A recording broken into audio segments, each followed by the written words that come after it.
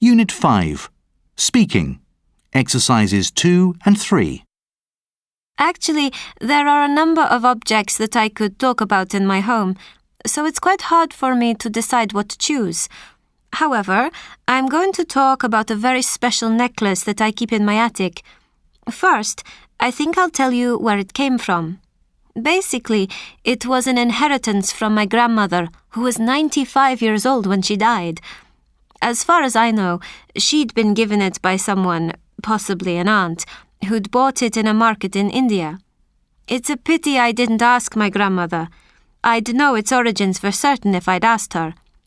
Anyway, undoubtedly it's pretty ancient now, probably an antique, although I've no idea what it's worth.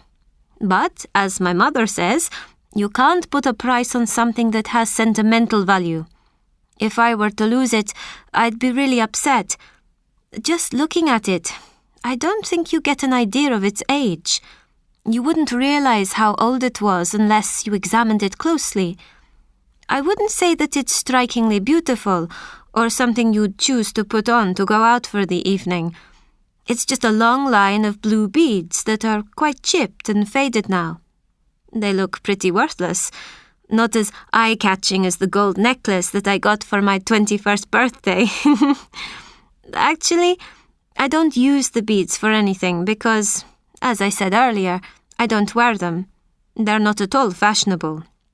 In fact, I don't really like beads, but having said that, I'll always keep them. If I were to throw the beads out, I wouldn't be able to forgive myself. I'll pass them on to my children so that they become an equally important family treasure for them.